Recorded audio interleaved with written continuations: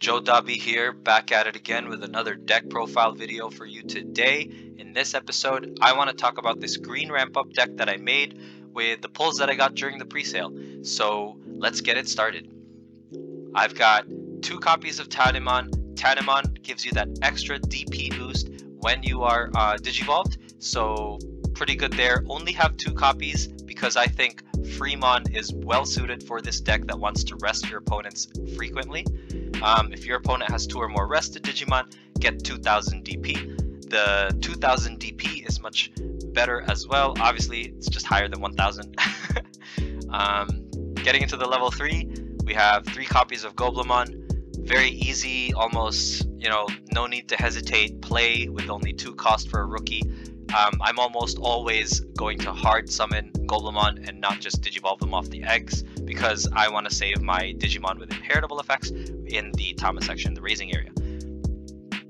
That said, 4 copies of Tentomon. Rest one of your opponent's Digimon with 3000 DP or less when you attack. It's a really good inheritable effect, especially in a deck like this where your main objective is to rest your opponents. 4 copies of Agumon. This Digimon gets 1000 DP, just an extra DP boost for the megas that we will have, and 1000 DP goes a long way, guys, in the deck like this. So moving forward, 2 copies of Palmon, which will kind of close out the rookies that I've got. Just a situational search. I'm not comfortable with throwing a bunch of cards that I just saw to the bottom of my deck. I'm the kind of guy that just plays with what I draw. I do not want to feel bad and throw like something really important at the bottom of my deck, which is why I'm only running 2 Palmon. But with that said, you get to add a level 4 Digimon from amongst the 3 cards in your hand, so she could come clutch now and then, which is why I've got 2 copies. Moving on to the level 4s, I've got 4 copies of Kabuterimon, another DP booster, but this one is kind of insane. You get an extra 1000 DP for each rested Digimon on your opponent's side. So if you've got 3 rested Digimon on your opponent's side, that is a whopping 3000 DP, in addition to all the other stuff I just introduced to you. So definitely raising area type Digimon. Awesome. Vegemon. In addition to Kabuterimon, sorry, I wanted to say Vegemon, they're both 1 cost to evolve, which is why we're going into the ramp up style green play. This vanilla Digimon has 6000 DP, allows you to check security and, not feel too bad, because if you've got another Vegemon in your hand, you can hard cast it because it's only 4 cost. So I do not feel bad at all with doing security checks with Vegemon and then digivolving up in order to prevent things like Trump Sword happening to my stack. 2 copies of Kuwagamon, situational card like Palmon. That's why I'm only keeping 2. Rest one of your opponent's Digimon when you play Kuwagamon. Normally, you're probably thinking, even with Mimi, you're still going to be short a memory in order to do anything to that rested Digimon, but that's why I've got something in the level 5s that could change that. But yeah, we'll move forward. 3 copies of Akuamon, had to double check. 3 copies of Akuamon, just for that extra memory boost, and that could mean the difference between, from Mimi, you've got an H Kabuterimon or a Titamon, and with an Akuamon in its stack, you attack, you destroy an opponent's Digimon, you get that extra memory, you play Kuwagamon, rest something else, attack with something else, and that is ultimately that combo that we're trying to get into. Cherrymon, 2 costs to evolve. It's just so cheap to play these guys, man. 2 costs to evolve, blocker. I'm only keeping 2 copies because I just want to, all I care about is ramping up and getting good inheritable effects with my level 6s in order to win the game. 3 copies of Lilymon, because I get to rest one of my opponent's Digimon without blocker, which is pretty cool.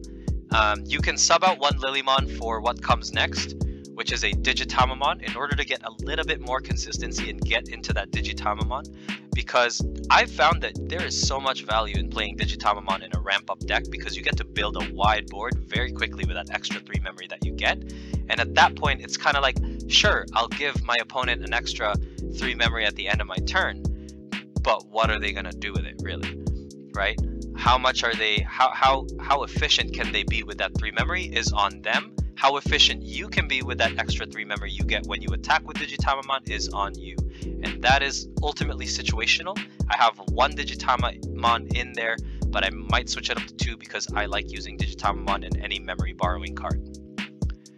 3 copies of Titamon. Once again, we're ramping up, right? We've got a 2 cost to evolve, 12k DP level 6, and you've got a ton of inheritable effects from the Lilymon, the Akuamon, the Kabuterimon, the Agumon, Tentomon. There's just a lot going on, which is why I figured 3 Titamon would be the high enough DP in order to get through a lot of your opponent's Digimon, in order to get through most of their security as well, and just close out the game. This is the brute, the big brute in this deck that gets there fast and hits hard. Running 3 copies of Puppetmon, super duper clutch card. The effect is amazing. You know, your opponents can't unsuspend their Digimon on the next active phase, which is crazy, and you get +1 memory when you are attacking. Once again, this Digimon, Akuamon, Digitamamon all play a role for that Kuwagamon play, just to get that extra rest in and take out one of your opponent's Digimon. Running 2 copies of Hercules Kabuterimon. The reason why I'm only running 2 is because I only pulled 2, but if I get another one, I'd probably sub out a Titamon for another Hercules Kabuterimon. Really good card as well. Only 10,000 DP, which is why the inheritable effects of the other Digimon are super important, because you get piercing associated with it. So you want to attack with Hercules Kabuterimon, destroy your opponent's Digimon when they're rested, and that is kind of the synergy that we've built up here. And also with Digitamamon on the same line as your Hercules Kabuterimon, you can attack with Digitamamon, get that extra 3 memory, and attack twice with Kabuterimon in order to really get through 2 Digimon and pierce for 2 security checks. Playing 3 copies of Mimi. You need Mimi in this deck if you want to ramp up and get to that wide board quickly, because if you have a level 5 or more green Digimon, you can rest Mimi to either hatch an egg or move a Digimon from raising to the battlefield, which is awesome. Flower Cannon, I'm only running 3 copies because its security effect is amazing, but if your opponent has blockers, it's kind of meh. Its main effect, is actually not bad. You get to rest one of your opponent's Digimon, and you want to be doing a lot of that in this deck, so pretty good. Mega Electro Shocker. So I like this card because for an extra memory, you get to rest up to 2 Digimon with 5,000 DP or less, or what Flower Cannon already does, which is to rest 1. So I like this because for an extra memory, I can react to what is happening on the board. If I'm getting Rookie Rushed, I would like Mega Electroshocker in my hand or in security versus a Flower Cannon. But then again, Rookie Rush, it's a little rare that you'll get a blocker, and that's where Flower Cannon is kind of weaker.